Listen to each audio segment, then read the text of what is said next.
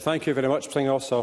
First of all, the Poverty Alliance described Challenge Poverty Week as, and I quote, an opportunity for you to raise your voice against poverty and unite with others in calling for a just and equal Scotland. And to do this, we need to have an open and honest conversation about the variety of factors affecting poverty and how governments at all levels must play their part. Now, looking at my own Greenock and Inverclyde constituency, deprivation, health inequalities, along with economic challenges, are well documented. This is why, when I was listening to Russell Finlay's opening comments earlier on, when he spoke about deep-rooted poverty and generation after generation after generation of poverty. I'd like to gently remind Mr Finlay about him and his colleagues about the actions of his party from 1979 onwards that decimated many communities across Scotland, working class communities across Scotland, particularly in Inverclyde, which is part of the region that Mr Finlay actually represents. And I'll take the intervention. Rachel Hamilton. To Stuart McMillan for taking the intervention. Presiding Officer, Save the Children say that the Scottish Government's programme for government has done nothing to shift the dial on child poverty. Would Stuart McMillan agree? Stuart McMillan. So I'll come back to the point that Mr Finlay said. Generation after generation after generation. So if we do really seriously want to actually tackle the issue of poverty, we have to, first of all, accept and appreciate the actions of politicians of the past and how they have affected the politicians and the decision-making of today.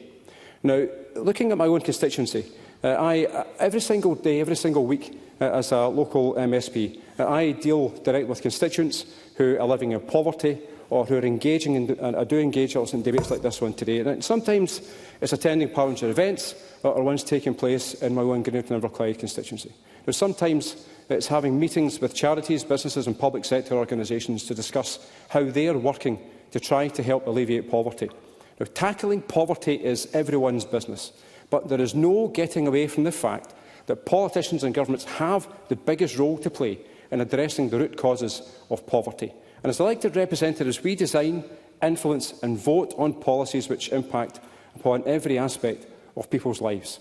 Now, some of these decisions are easier to make than others, particularly when this Parliament is faced with a finite budget and do not have the full control of powers affecting Scotland. Now, regardless, Presiding Officer, I firmly believe that the new UK Labour Government are fundamentally wrong to have chosen to remove the universality of the winter fuel payment. Now, this will push more pensioners into poverty and it will do nothing to get the economy back on track. Now, plus, with Scotland experiencing colder winters than the rest of the UK, the harm caused by this policy will have a disproportionate effect upon pensioners who live in Scotland. Now, consider the briefing that Independent Age circulated before today's debate. In Scotland, the fuel poverty rate is highest amongst those of pension age, with more than 1 in 3 in fuel poverty. And the briefing goes on to say that, and I quote, older people are most likely older people are most vulnerable to the impacts of cold homes and most likely to suffer respiratory and cardiovascular disease as a result. They also go on to say this can ultimately result in the premature death of those who cannot stay warm at home and is seen in the excess mortality rates amongst older people in winter. Saying also, given that Inverclyde has an ever-increasing older population, the decision to means test the winter fuel payment will be hugely damaging for my constituents. Independent Age research indicates that 1,168 pensioners in Inverclyde, which equates to 15% of the local pensioner population, are estimated to live in poverty. That's an estimated £3.6 million in pension credit going unclaimed annually in my constituency by 1,590 pensioner households. Now, given pension credit is now a qualifying benefit for the winter fuel payment, this means there are even more millions of pounds that pensioners in my area are entitled to but are missing out. I am determined to do all that I can as local MSP to encourage greater take-up of pension credit in the constituency. I've undertaken many cost-of-living surgeries over the last 18 months, and I'm doing another one on Friday to mark Challenge Poverty Week. I'm also going to be working with Independent Age to organise a surgery specifically aimed at pensioners, particularly with that aspect of increasing the take-up. I note that housing was the first theme of the Poverty Alliance that they chose to focus on with regards to Challenge Poverty Week. And under the SNP, 2,511 affordable and social homes have been built in Inverclyde, investment that was desperately needed.